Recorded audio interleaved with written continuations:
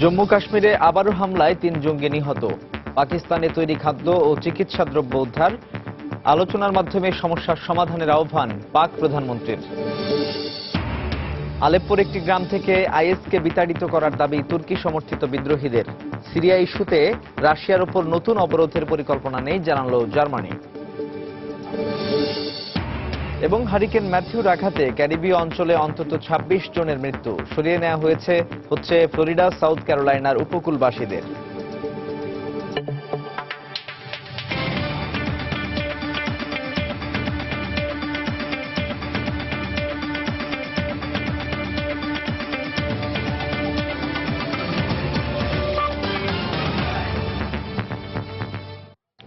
আন্তর্জাতিক সময় সঙ্গে আছি সাজিদ রাজু। ভারত নিয়ন্ত্রিত কাশ্মীরের কুপওয়ারা জেলায় সেনাঘাঁটিতে হামলার পর সেনাদের পাল্টা অভিযানে পাকিস্তানের ৩ জঙ্গি নিহত হয়েছে বলে জানিয়েছে নিরাপত্তা বাহিনী। এই ঘটনায় নিরাপত্তা বাহিনীর কোনো সদস্যের হতাহতের খবর পাওয়া যায়নি। এদিন বড় ধরনের জঙ্গি হামলার পরিকল্পনা নস্যাৎ করার কথা জানায় সেনাবাহিনী। এর মধ্যেই কাশ্মীর সীমান্তে পাক ভারত গোলাগুলি অব্যাহত আছে।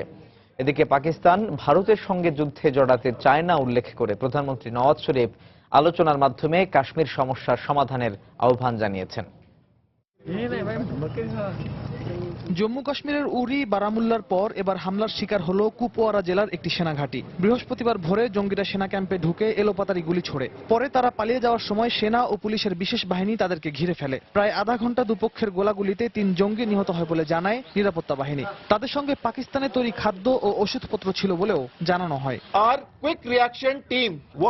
আমাদের সেনারা বিশ্রাম নেয়ার সময় তাদের উপর অতর্কিত হামলা হয়। এক পর্যায়ে সেনাদের সঙ্গে তাদের গোলাগুলিতে ৩ জঙ্গি নিহত হয়। তাদের কাছ থেকে অস্ত্রশস্ত্রের পাশাপাশি পাকিস্তানে তৈরি চিকিৎসা সামগ্রীও উদ্ধার করা হয়েছে।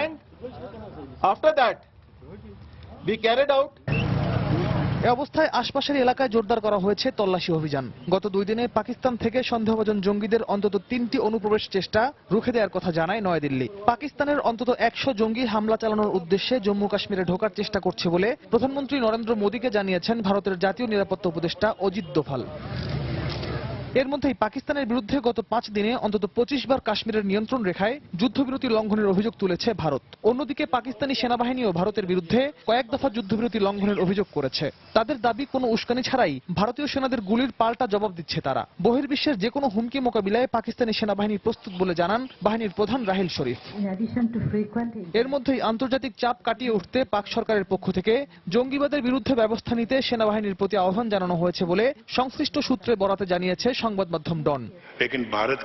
এদিকে বুধবার পাকিস্তান পার্লামেন্টের অধিবেশনে সিনেটররা ভারত পাকিস্তান শান্তি আলোচনা প্রক্রিয়া পুনরায় শুরু করতে সরকারের প্রতি আহ্বান জানান। একই দিন প্রধানমন্ত্রী নওয়াজ শরীফ আলোচনায় সরকারের আগ্রহ থাকার কথা জানালেও ভারতের বিরুদ্ধে বিষয়টি অগ্রাহ্য করার অভিযোগ করেন। আমরা যুদ্ধ চাই না। এই অঞ্চলের শান্তি ও স্থিতিশীলতা বজায় রাখতে আমরা প্রতিশ্রুতিবদ্ধ। আলোচনার মাধ্যমে কাশ্মীর সহ বিভিন্ন বিষয়ে সমাধান করতে আমরা আগ্রহী। একটি পরিকল্পিত কাঠামো অনুযায়ী এই উদ্যোগ এগিয়ে নিয়ে যেতে চায় পাকিস্তান। যে কোনো সার্বভৌম দেশের উচিত আমাদের এই উদ্যোগের প্রতি সম্মান দেখানো। গত ২৯শে সেপ্টেম্বর পাকিস্তান নিয়ন্ত্রিত আজাদ কাশ্মীরে ভারতীয় সেনাদের সার্জিক্যাল স্ট্রাইক তথা জঙ্গি বিরোধী বিশেষ অভিযানের প্রায় ১ সপ্তাহ পর এর সত্যতা স্বীকার করেছেন পাকিস্তানের এক পুলিশ কর্মকর্তা।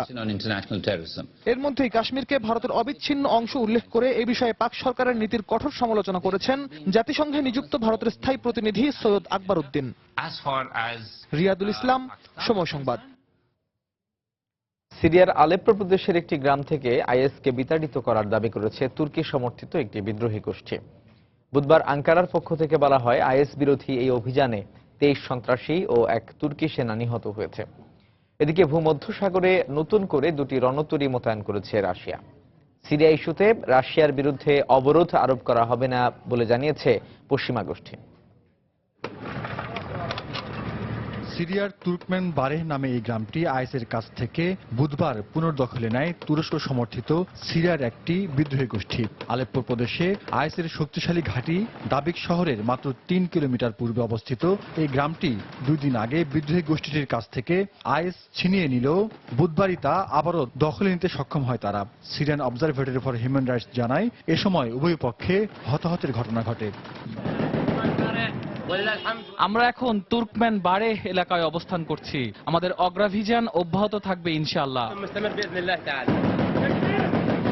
গেল মাসে সংঘাতপূর্ণ আলেপ্পো শহরের কাছে জাতিসংঘ ত্রাণবহরে যে আক্রমণ চালানো হয় তা বিমান হামলা ছিল বলে দাবি করেছে জাতিসংঘের স্যাটেলাইট অপারেশন প্রোগ্রাম ইউনিসেট।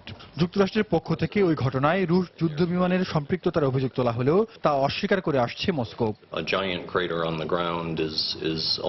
ত্রাণবহরে হামলাটি বিমান হামলাই ছিল, আমাদের পর্যবেক্ষণে তা স্পষ্ট হয়েছে। ঘটনাস্থলে বড় ধরনের গর্ত তৈরি হয় যা কেবল বিমান থেকে ফেলা বোমার আঘাতেই সৃষ্টি হতে পারে। কেবল আমরাই নয়, একাধিক সূত্র আমাদের এই দাবিকে সমর্থন করছে। সিরিয়া ইস্যুতে যুক্তরাষ্ট্রের সঙ্গে যোগাযোগ স্থগিতের পর পরিস্থিতি জটিল আকার ধারণ করায় ক্ষেপণাস্ত্রবাহী দুটি রণতরীকে আবারও ভূমধ্যসাগরে মোতায়েনের সিদ্ধান্ত নিয়েছে রাশিয়া। সিরিয়ায় রুশ নৌঘাঁটিতে S-300 ক্ষেপণাস্ত্র প্রতিরক্ষা ব্যবস্থা মোতায়েনের একদিন পর এ খবর প্রকাশিত হলো। এই অবস্থায় সিরিয়ায় আরো অবরোধ আরোপের বিষয়টি মার্কিন প্রেসিডেন্ট বারাক ওবামার বিবেচনায় রয়েছে বলে জানান মার্কিন কর্মকর্তারা। এ বিষয়ে নিরাপত্তা পরিষদে মস্কোর ভেটো ঠেকাতে কূটনৈতিক তৎপরতা চলছে বলেও জানানো হয়। সিরিয়ার 6 বছরের চলমান গৃহযুদ্ধ বন্ধে বুধবার বার্লিনে আলোচনায় বসেন যুক্তরাষ্ট্র, যুক্তরাজ্য, ইতালি, ফ্রান্স ও জার্মানির শীর্ষ কূটনীতিকরা। জাতিসংঘের সিরিয়া বিষয়ক বিশেষ দূত স্টাফান ডি মিস্তুরাও এতে যোগ দেন। বৈঠকে সিরিয়া ইস্যুতে রাশিয়ার উপর আন্তর্জাতিকভাবে কোনো অবরোধ আরোপের প্রস্তাব করা হয়নি বলে জানান জার্মান পররাষ্ট্র মন্ত্রণালয়ের মুখপাত্র। জাহিদুর রহমান, সময় সংবাদ। সিরিয়ার উত্তরাঞ্চলীয় আলেপ্পোর বিদ্রোহী নিয়ন্ত্রিত এলাকাগুলো অব্যাহত বিমান হামলায় ভুতুড়ে নগরীতে পরিণত হয়েছে। প্রায় প্রতিদিনই এসব হামলায় বাড়ছে বেসামরিক নাগরিকের প্রাণহানি। স্থানীয় হাসপাতালগুলোতে হামলা ও জরুরি সাহায্যের অভাব অবরুদ্ধ আলেপ্পোবাসীর জীবনকে প্রায় নরকে পরিণত করেছে। সম্প্রতি বিবিসি তাদের এক সরেজমিন প্রতিবেদনে সেখানকার নাজুক পরিস্থিতি ও অব্যাহত হামলায় শিশুদের আতঙ্কের বিষয়টি তুলে এনেছে। 11 বছরের ইয়াহিয়ার ক্ষয়িষ্ণু দেহ আলেপ্পোর বর্তমান পরিস্থিতির জানান দিচ্ছে। সম্প্রতি এক বিমান হামলায় গুরুতর আহত হয় সে। আমি বিমানের শব্দ শুনতে পাইনি, শুধু এটুকু মনে আছে কিছু একটা আমাকে তুলে নিয়ে দূরে আছড়ে ফেলেছে। আলেপ্পোয় অবরুদ্ধ আরো অনেকের মতো ইয়াহিয়ার পরিবারেরও জরুরি সাহায্যের অভাবে দিন কাটছে। তার মতো এখানকার অনেক শিশুই এখন ক্লাস্ট্রোফোবিয়া বা অবরুদ্ধ থাকার ভয়ে আক্রান্ত বলে জানান চিকিৎসক। এই শিশুটি মারাত্মক আহত হলেও চিকিৎসার জন্য বাড়ির বাইরে আসতে চাচ্ছিল না। আবারও হামলার আতঙ্কে ভুগছে সে। 2011 সালে সিরিয়া যুদ্ধ শুরুর পর থেকে আলেপ্পোর পূর্বাঞ্চল বিদ্রোহী ও পশ্চিমাঞ্চল সরকারি বাহিনীর নিয়ন্ত্রণে। বিদ্রোহী নিয়ন্ত্রিত এলাকাগুলোতে আসাদ সরকারের নিয়ন্ত্রণ প্রতিষ্ঠা করতে বিমান হামলায় সহযোগিতা দিচ্ছে রুশ বাহিনী। বিদ্রোহীরা নিজেদের নিরাপত্তার জন্য বেসামরিক নাগরিকদের বসতি ও জনবহুল এলাকা ব্যবহার করে বলেই হামলায় সাধারণ মানুষের প্রাণহানি বাড়ে বলে জানায় পর্যবেক্ষণ ও মানবাধিকার সংস্থাগুলো। গত কয়েক সপ্তাহে আলেপ্পোর একাধিক হাসপাতালেও হামলার ঘটনা ঘটে। এসব হামলা ও প্রাণহানির জন্য রাশিয়ার বিরুদ্ধে যুদ্ধাপরাধের অভিযোগ উঠলেও মস্কোর পক্ষ থেকে তা অস্বীকার করা হয়। অভিযোগের বিষয়ে তদন্তের পাশাপাশি বিমান হামলার আগে বেসামরিক নাগরিকদের সুরক্ষার বিষয়টি সর্বোচ্চ গুরুত্ব দেওয়ার কথা জানান রুশ পররাষ্ট্রমন্ত্রী সের্গেই লেভরভ। অব্যাহত বিমান হামলায় বিধ্বস্ত শহরটিতে এখনো বেশ কিছু ক্ষতিগ্রস্ত ভবন পুরোপুরি ধ্বংস না হয়ে নিঃশব্দের সাক্ষী হয়ে দাঁড়িয়ে আছে। নিষ্প্রাণ এই শহরের রাস্তায় কদাচিৎ দু একটি শিশুর দেখা মিললেও বোমা হামলার আতঙ্কে কাটে তাদের প্রতিটি মুহূর্ত। রাশিয়া ও যুক্তরাষ্ট্রের সমঝোতায় কার্যকর হওয়া এক সপ্তাহের যুদ্ধবিরতি শেষে গত 19 সেপ্টেম্বর থেকে আবারও আলেপ্পোয় সহিংসতা শুরু হয়। অবরুদ্ধ এলাকাগুলোতে শিশুরা সবচেয়ে নাজুক পরিস্থিতিতে রয়েছে উল্লেখ করে ইউনিসেফ জানায়, নতুন করে এই সংঘাতে মাত্র এক সপ্তাহেই শহরটিতে প্রাণ গেছে অন্তত 106 শিশুর। জাতিসংঘ বলছে সরকারি বাহিনী ও বিদ্রোহীদের লড়াইয়ে আলেপ্পোতে আটকা পড়েছে অন্তত 2,75,000 মানুষ। দেলোয়ার হোসেন, সময় সংবাদ। আন্তর্জাতিক সময় আরো যা দেখবেন। জাতিসংঘ মহাসচিব নির্বাচনে নিরাপত্তা পরিষদে চূড়ান্ত ভোটাভুটি আজ। পর্তুগালের সাবেক প্রধানমন্ত্রী অ্যান্তোনিওর নির্বাচিত হওয়ার সম্ভাবনা অনেকটাই নিশ্চিত।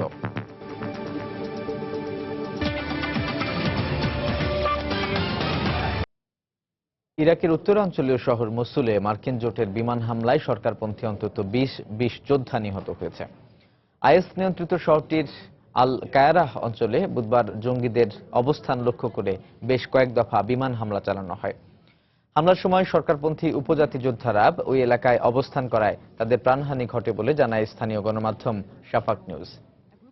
ইরাকি পার্লামেন্টের নিরাপত্তা ও প্রতিরক্ষা কমিটির প্রধান উপজাতি যোদ্ধা নিহতের বিষয়টি নিশ্চিত করেছেন, তবে মার্কিন জোটের পক্ষ থেকে কোনো বক্তব্য পাওয়া যায়নি। গত ডিসেম্বরে এ জোটের বিমান হামলায় 20 ইরাকি সেনা নিহত হয়েছিল। 2014 সালের জুন থেকে ইরাকে আইএস বিরোধী কথিত অভিযান চালিয়ে আসছে মার্কিন নেতৃত্বাধীন পশ্চিমা জোট। জাতিসংঘের পরবর্তী মহাসচিব হতে যাচ্ছেন পর্তুগালের সাবেক প্রধানমন্ত্রী আন্তোনিও গুতেরেস। অনানুষ্ঠানিকভাবে তথ্য প্রকাশ করা হলেও বৃহস্পতিবার নিরাপত্তা পরিষদে আনুষ্ঠানিকভাবে এ ব্যাপারে ভোটাভুটির কথা রয়েছে। এর আগে 13 সদস্য গুতেরেসের পক্ষে ভোট দেয় এবং 2 সদস্য মতামত দেয়া থেকে বিরত থাকে। ফলে পর্তুগালের সাবেক এই প্রধানমন্ত্রীর জাতিসংঘের পরবর্তী মহাসচিব পদে নির্বাচিত হওয়ার বিষয়টি নিশ্চিত হয়। এখন প্রায় নিশ্চিত পর্তুগালের সাবেক প্রধানমন্ত্রী অ্যান্তোনিও গুতেরেস হতে যাচ্ছেন জাতিসংঘের পরবর্তী মহাসচিব। পেশায় প্রকৌশলী গুতেরেস পর্তুগালের প্রায় 50 বছর ধরে চলা স্বৈরশাসনের পর দেশটিতে অনুষ্ঠিত প্রথম গণতান্ত্রিক নির্বাচনের সময় 1976 সালে রাজনীতিতে প্রবেশ করেন। ধীরে ধীরে জনগণের প্রিয় হয়ে ওঠেন তিনি। পরে 1992 সালে তার দল সমাজতান্ত্রিক পার্টির প্রধান নির্বাচিত হন। 1995 ও 1999 সালে পরপর 2 বার প্রধানমন্ত্রী নির্বাচিত হন গুতেরেস। পর্তুগালের ইতিহাসে গুতেরেসই প্রথম প্রধানমন্ত্রী যিনি পুরো 4 বছর ধরে পূর্ণ মেয়াদে প্রধানমন্ত্রী হিসেবে ক্ষমতায় ছিলেন। তবে 1999 সালে বিজয় লাভ করার পর দলীয় কোন্দলের কারণে দ্বিতীয়বারের মেয়াদ পূরণ করা সম্ভব হয়নি। সর্বশেষ 2005 থেকে 2015 সাল পর্যন্ত পরপর 2 বার জাতিসংঘের শরণার্থী বিষয়ক সংস্থার হাই কমিশনার হিসেবে কাজ করেন তিনি। এ সময় Afghanistan, Iraq, Syria, Libya, Sudan সহ মধ্যপ্রাচ্যের বিভিন্ন দেশের শরণার্থীদের নিয়ে কাজ করেছেন গুতেরেস। দেশ ত্যাগ করা অসহায় আশ্রয় প্রার্থী মানুষদের সাহায্যের জন্য পশ্চিমা ও উন্নত দেশগুলোর প্রতি বারবার আহ্বান জানিয়েছেন তিনি। শরণার্থীদের হয়ে কাজ করার কারণে তাকে অত্যন্ত জনপ্রিয় বলে মন্তব্য করেছেন জাতিসংঘে নিযুক্ত রাশিয়ার রাষ্ট্রদূত ভিটালি চারকিন। 67 বছর বয়স্ক রোমান ক্যাথলিক ধর্মাবলম্বী গুতেরেস 1949 সালে জন্মগ্রহণ করেন। 2 সন্তানের জনক অ্যান্তোনিও গুতেরেসকে তার কাজের স্বীকৃতি স্বরূপ সম্মানসূচক সর্বোচ্চ বেসামরিক পুরস্কার প্রদান করেছে Portugal, Spain, France, Italy, Japan, Uruguay সহ বেশ কয়েকটি দেশ। শাশ্বত সত্য, সময় সংবাদ। প্রথম প্রেসিডেন্সিয়াল বিতর্কে ডোনাল্ড ট্রাম্প হেরে গেলেও তার রানিং মেট মাইক পেন্স বিতর্কের মঞ্চে হারিয়ে দিয়েছেন ডেমোক্র্যাট প্রার্থী হিলারি ক্লিন্টনের ভাইস প্রেসিডেন্ট প্রার্থী টিম কেইনকে। রিপাবলিকান সমর্থকরা বলছেন এর মধ্য দিয়ে ট্রাম্প যে পিছিয়ে পড়তে শুরু করেছিলেন তা আবারও উতরে যাবেন।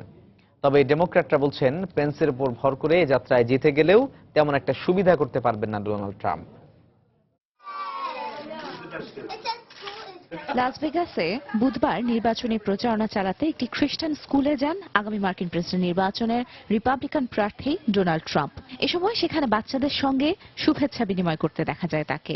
এর আগে একবার নিজের প্রচারণায় বক্তব্য রাখার সময় এক বাচ্চা কান্নাকাটি করায় তার মায়ের সাথে দুর্ব্যবহার করেছিলেন ট্রাম্প। এই ঘটনায় ব্যাপক সমালোচিতও হয়েছিলেন তিনি।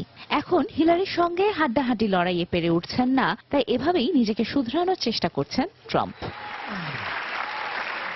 গত মাসে অনুষ্ঠিত প্রথম প্রেসিডেন্সিয়াল বিতর্কে হিলারি জয়ই ট্রাম্পের জনপ্রিয়তা কমার ইঙ্গিত দেয়। নিজের নানামুখী বিতর্কিত আচরণ আর বক্তব্যের জন্য ট্রাম্প যখন তুমুল সমালোচিত হচ্ছেন, তখন রিপাবলিকানদের ভাবমূর্তি বজায় রাখার জন্য ব্যাপক প্রস্তুতি নিয়ে মাঠে নামেন দলের ভাইস প্রেসিডেন্ট পদপ্রার্থী মাইক পেন্স। মঙ্গলবার হয়ে যাওয়া 90 মিনিটের এই বিতর্কের ফলাফলে দেখা যায় হিলারি জয় নির্ভর টিম কেইনকে হারিয়ে দিয়েছেন তিনি। বিতর্কের শুরু থেকেই আমি দেখছিলাম যে টিম কেইন ডোনাল্ড ট্রাম্পের কর ফাঁকি দেয়া নিয়ে কথা বলছিলেন। দেশের উন্নতি বা ডেমোক্র্যাটদের ভবিষ্যৎ পরিকল্পনা নিয়ে কোনো মাথা ব্যথাই ছিল না তার।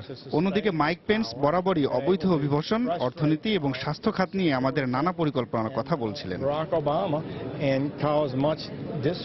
পেন্সের এই জয়ে ট্রাম্প ব্যাপক উচ্ছ্বসিত হলেও তাতে আনন্দের কিছু নেই বলে বক্তব্য সমালোচকদের। হিলারির ক্যাম্পেইন চেয়ারম্যান জন পোদেস্তা বলেছেন ট্রাম্পের জন্য সম্মিলিতভাবে হেরে যাবে রিপাবলিকান দল।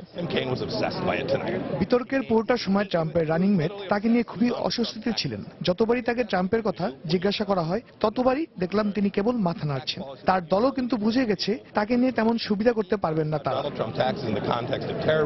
এদিকে কর ফাঁকি দেওয়ার খবর প্রকাশ হওয়ার পর ফার্স্ট লেডি মিশেল ওবামা ট্রাম্পের সমালোচনা করেছেন। নর্থ ক্যারোলাইনায় হিলারির হয়ে এক প্রচারণায় অংশ নিয়ে তিনি বলেন, নিজের ক্ষতি করেও যিনি দেশের মঙ্গলের জন্য কাজ করবেন তাকেই বেছে নেওয়া উচিত মার্কিনীদের। তানজিম বুনিয়াদ, সময় সংবাদ। আন্তর্জাতিক সময় আরো যা দেখবেন। ভূমধ্যসাগরে অভিবাসীবাহী নৌকা থেকে 28 জনের মৃতদেহ সহ 11,000 অভিবাসন প্রত্যাশী উদ্ধার। ইউরোপে প্রবেশের সুযোগ দেওয়ার দাবিতে সার্বিয়ার সীমান্তে বিক্ষোভ।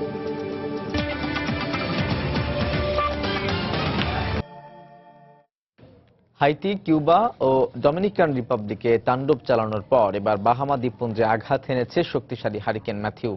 এর প্রভাবে হাইতিতে 22 জন ও ডমিনিকান রিপাবলিকে 4 জনের মৃত্যুর খবর পাওয়া গেছে। নিখোঁজ রয়েছে আরো অনেকে। এই অবস্থায় হাইতির আসন্ন প্রেসিডেন্ট ও পার্লামেন্ট নির্বাচন স্থগিত করেছে কর্তৃপক্ষ। ঘূর্ণিঝড়টি প্রবল গতিতে যুক্তরাষ্ট্রের Florida, North Carolina, South Carolina ও জর্জিয়া উপকূলের দিকে ধেয়ে আসায় উপকূলীয় এলাকা থেকে সবাইকে নিরাপদে সরে যাওয়ার নির্দেশ দিয়েছেন প্রেসিডেন্ট বারাক ওবামা। গত এক দশকে সবচেয়ে ভয়াবহ হারিকেন ম্যাথিউর আঘাতে লণ্ডভণ্ড হয়ে গেছে হাইতির লেস কায়েস শহরের বিস্তীর্ণ জনপদ। কয়েকদিনের টানা বৃষ্টিপাত, ঝড়ো হাওয়া ও ভূমিধসে দেশটির পশ্চিম উপকূলের বহু মানুষ হতাহত হয়েছে। মৃতের সংখ্যা বাড়তে পারে বলে আশঙ্কা করা হচ্ছে। ক্ষতিগ্রস্ত হয়েছে দেশটির প্রধান সংযোগ সেতু, রাস্তাঘাট, টেলিফোন ও বিদ্যুৎ সংযোগ। উপকূলের 80% ঘরবাড়ি ধ্বংস হয়ে যাওয়ায় লাখ লাখ গৃহহারা মানুষ এখন ছুটছে নিরাপদ আশ্রয়ের খোঁজে। এ অবস্থায় হাইতির প্রেসিডেন্ট ও পার্লামেন্ট নির্বাচন স্থগিত করেছে নির্বাচন কমিশন।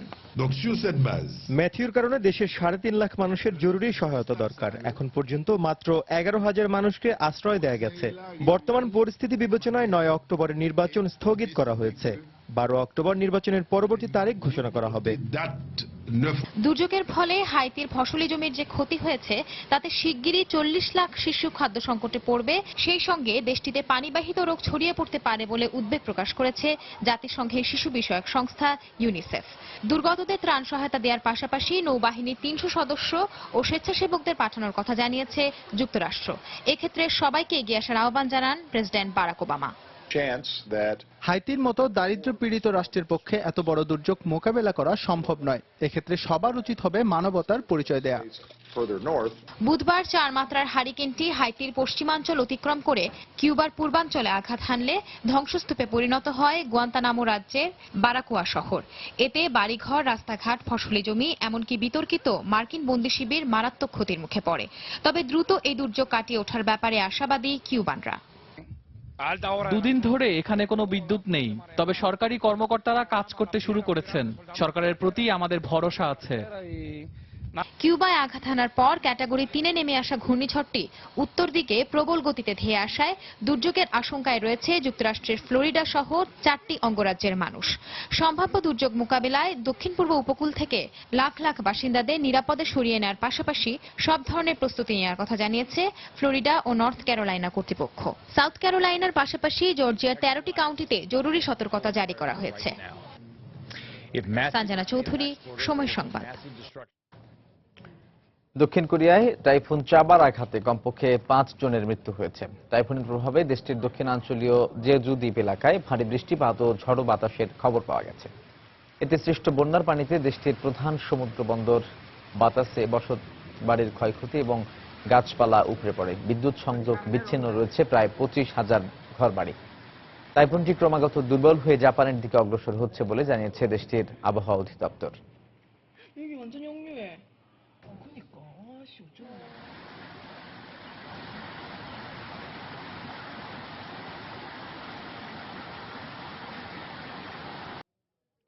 কেনিয়ার উত্তর পূর্বাঞ্চলে আল কায়েদার সংশ্লিষ্ট আল শাবাব জঙ্গি গোষ্ঠীর হামলায় 6 জন নিহত হয়েছে। মঙ্গলবার খ্রিস্টান প্রধান এলাকা মান্দিরাতে হামলা চালায় আল শাবাব জঙ্গি গোষ্ঠীর 33 সদস্য। হামলার সময় বিস্ফোরক ব্যবহার করে বেশ কয়েকটি ঘরবাড়ি ভেঙে ফেলে তারা। এতে ঘটনাস্থলেই 4 জন নিহত হয়। পরে স্থানীয় হাসপাতালে আরো 2 জন মারা যায়। সরকারি কর্তৃপক্ষ জানায় আল শাবাবের সদস্যরা সীমান্ত পার হয়ে এসে হামলা চালিয়েছে বলে ধারণা করা হচ্ছে। তাদের ধরতে অভিযান শুরু করেছে কেনিয়ার নিরাপত্তা বাহিনী। Boko Haram fighters chasing and shooting them as they fled. I got through to a man who witnessed the recent attack on his village at Agara. From the mountain, he told... Israeli ভূখণ্ডে rocket নিক্ষেপের পর অবরুদ্ধ গাজায় হামাসের অবস্থান লক্ষ্য করে বিমান ও ট্যাঙ্ক হামলা চালিয়েছে ইসরায়েল। হামলা চালানোর সময় যুদ্ধ বিমান বিধ্বস্তের ঘটনায় এক ইসরায়েলি বিমান সেনা নিহত হয়েছে। গাজায় হামাসের 3টি প্রশিক্ষণ কেন্দ্র ও একটি নিরাপত্তা চৌকি লক্ষ্য করে ইসরায়েলি হামলা হয়। তবে সিদেরোত শহরে হামাসের ছোড়া রকেটে কোনো ইসরায়েলি হতাহত হয়নি। হামাস নিয়ন্ত্রিত গাজার সঙ্গে 2014 সাল থেকে ইসরায়েলের যুদ্ধবিরতি চলছে। তবে প্রায়ই হামাসের বিরুদ্ধে ইসরায়েলে রকেট ছোড়ার অভিযোগ করে তেল আবিব। একই দিন গাজা অভিমুখী নারী ত্রাণকর্মীদের বহনকারী একটি নৌকা আটকে দিয়েছে ইসরায়েলি নৌবাহিনী। পরে তারা নৌকাটি নিয়ন্ত্রণে নেয়। নৌকাটি গাজায় আরোপিত 9 বছরের নৌ অবরোধ ভাঙার চেষ্টা করছিল বলে অভিযোগ করে ইসরায়েল।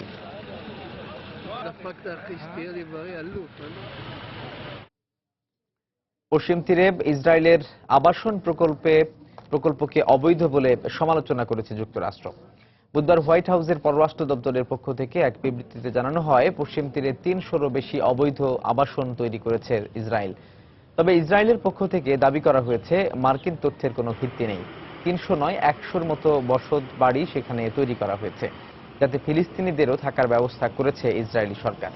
ইসরায়েল এবং ফিলিস্তিনের মধ্যে যে সংকট তৈরি হয়েছে, গেল জুলাই মাস থেকেই তা নিরসনের জন্য চাপ দিচ্ছে যুক্তরাষ্ট্র।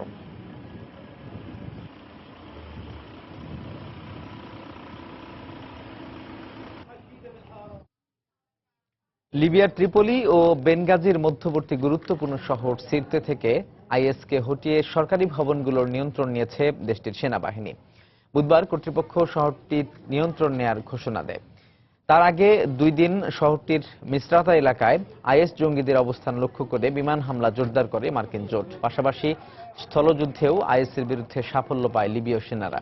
এর মধ্য দিয়ে কৌশলগতভাবে গুরুত্বপূর্ণ এই শহরটি পুনর্দখলে মার্কিন বিমান হামলার সহযোগিতায় সরকারি বাহিনীর 5 মাসের বিশেষ অভিযান সম্পন্ন হল। সিরতে থেকে আইএসকে বিতাড়িত করায় উত্তর আফ্রিকায় শক্ত অবস্থান হারালো জঙ্গি গোষ্ঠীটি। বিপরীতে লিবিয়ায় জাতিসংঘ সমর্থিত মতৈক্যের সরকারের অবস্থান আরও দৃঢ় হল।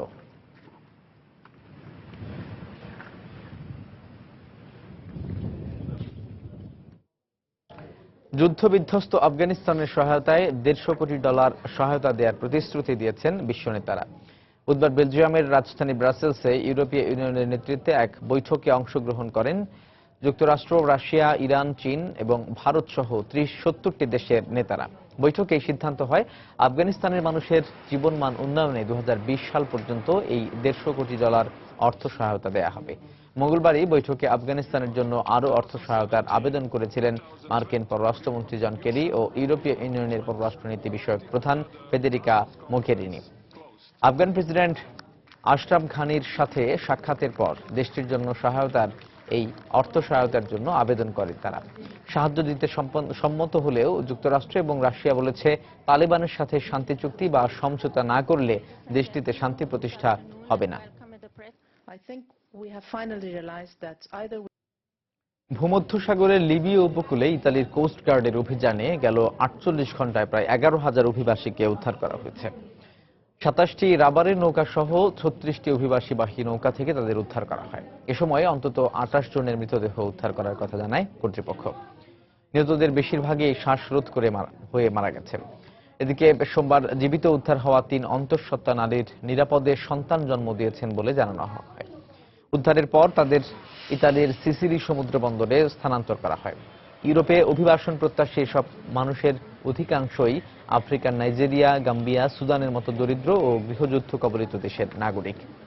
এদিকে ইউরোপে প্রবেশের সুযোগের দাবিতে সার্বিয়া সীমান্তে বিক্ষোভ করেছে সেখানে আটকে থাকা কয়েকশো অভিবাসী।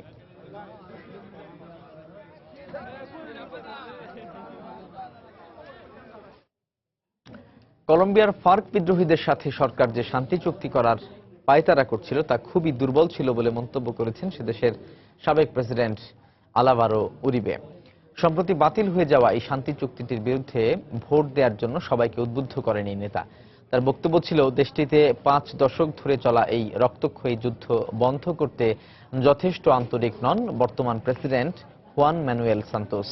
তাই শান্তি চুক্তিতে বিদ্রোহীদের ছাড় দেওয়া হয়েছে বলে অভিযোগ করেছেন তিনি। গণভোটে এই শান্তি চুক্তি প্রত্যাখ্যান করা হলেও প্রেসিডেন্ট হুয়ান ম্যানুয়েল সান্তোস বলেছেন, দ্রুত সংকট নিরসনের একটি পথ খুঁজে বের করবেন তিনি। দেখছেন আন্তর্জাতিক সময়। রাষ্ট্রের অতি গোপন ও সংবেদনশীল তথ্য চুরি ও অবৈধভাবে গুরুত্বপূর্ণ তথ্য মুছে ফেলার অভিযোগে যুক্তরাষ্ট্রের জাতীয় নিরাপত্তা সংস্থা NSA এর এক গোয়েন্দা কর্মকর্তাকে 10 বছরের কারাদণ্ড দিয়েছেন আদালত। হ্যারল্ড থমাস মার্টিন 3 নামে 51 বছর বয়সী ওই ব্যক্তি পরামর্শক সংস্থা বুজ এলেন হ্যামিল্টনের হয়ে কাজ করতেন বলে অভিযোগ করে মার্কিন বিচার বিভাগ। 2013 সালে বিশ্বব্যাপী মার্কিন নজরদারির গুরুত্বপূর্ণ তথ্য ফাঁসের ঘটনায় আলোচিত এডওয়ার্ড স্নোডেনের বুজ এলেনে কাজ করতেন।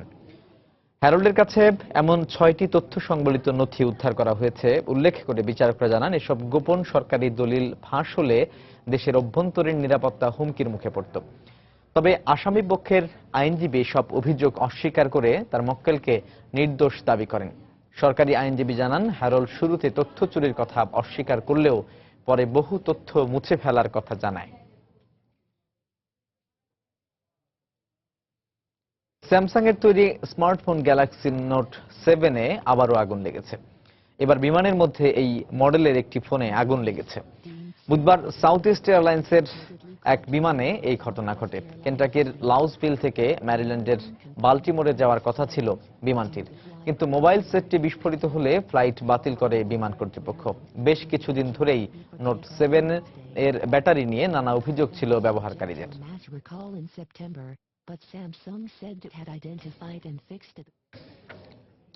ভারতে ভুয়া ট্যাক্স অফিসার সেজে মার্কিন নাগরিকদের অর্থ আত্মসাতের চেষ্টায় জড়িত সন্দেহে 70টি কল সেন্টারের 772 কর্মীকে গ্রেপ্তার করেছে মুম্বাই পুলিশ। বুধবার মুম্বাইয়ের শহরতলিতে পৃথক 9টি বিশেষ অভিযানে তাদের গ্রেপ্তার করা হয়। এদের মধ্যে 72 জনের বিরুদ্ধে আনুষ্ঠানিক অভিযোগ আনা হয়েছে বলে জানায় পুলিশ। আরও 72 জনকে ছেড়ে দেওয়া হলেও পরবর্তী জিজ্ঞাসাবাদের জন্য 650 জনকে আটক রাখা হয়। পুলিশ জানায়, অভিযুক্ত ব্যক্তিরা নিজেদের যুক্তরাষ্ট্রের রাজস্ব বিভাগের কর্মকর্তার পরিচয় দিয়ে মার্কিন নাগরিকদের ফোন দিত। বিভিন্ন খাতের ট্যাক্স বাবদ টাকা পাঠানোর জন্য হুমকি দিয়ে বিপুল পরিমাণ অর্থ হাতিয়ে নেয় তারা। মুম্বাই পুলিশের এক ঊর্ধ্বতন কর্মকর্তা জানান, ঘটনার তদন্তে মার্কিন গোয়েন্দা বিভাগের সঙ্গে যৌথভাবে কাজ করা হচ্ছে। আকাশে ওড়ার স্বাদ মানুষের চিরকালের, আর সেই শখ পূরণ করতে মেক্সিকোতে বুধবার দেখা গেল বহু মানুষকে। সেখানে শুরু হয়েছে 45তম বার্ষিক আন্তর্জাতিক বেলুন উৎসব। আয়োজকরা এবারের উৎসবের নাম রেখেছেন ডেজার্ট কালিডোস্কোপ। গোটা আমেরিকা মহাদেশে এটি সবচেয়ে আকর্ষণীয় উৎসব হিসেবে খ্যাত। বিভিন্ন দেশের প্রায় 500 বেলুন এবারের উৎসবে আকাশে উড়েছে। তবে ঝোড়ো হওয়ার কারণে বেলুনের 2 জন আরোহী উড়ে গিয়ে বিদ্যুতের খুঁটির সাথে ধাক্কা খেয়ে দুর্ঘটনা ঘটায়। এবারের উৎসবটি নির্ধারিত সময়ের কিছু পরে শুরু হয়েছে। উৎসবটি আগামী রোববার পর্যন্ত চলবে। শেষ হয়ে গেল প্যারিস ফ্যাশন উইক 2016। দেশ বিদেশের নামি দামি সব ব্র্যান্ড ও ফ্যাশনের ডিজাইনারদের নকশা করা পোশাক নিয়ে সাজানো হয়েছিল এবারের আসর, যাতে ভিন্নধর্মী পোশাক থেকে শুরু করেছিল একেবারে কেতাদুরস্ত পোশাকেরও সম্ভার।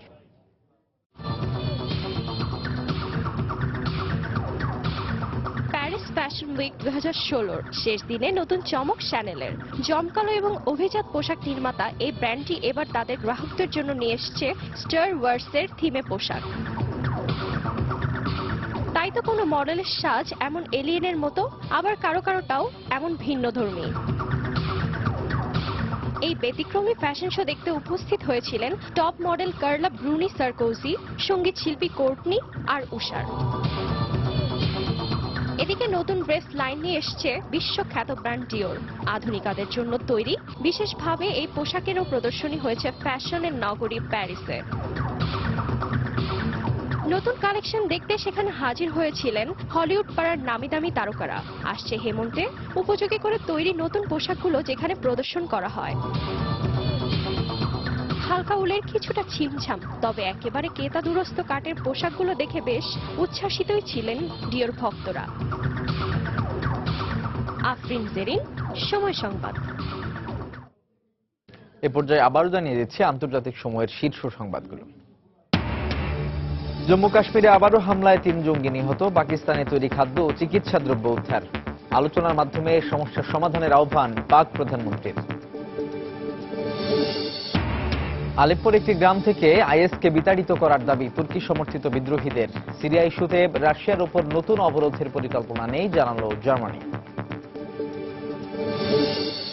এবং হারিকেন ম্যাথিউর আঘাতে ক্যারিবীয় অঞ্চলে অন্তত 26 জনের মৃত্যু। সরিয়ে নেওয়া হচ্ছে ফ্লোরিডা, সাউথ ক্যারোলাইনার উপকূলবাসীদের। এই ছিল আন্তর্জাতিক সময়। যে কোনো খবর পেতে ভিজিট করুন সময় নিউজ.tv। সঙ্গে থাকুন সময়।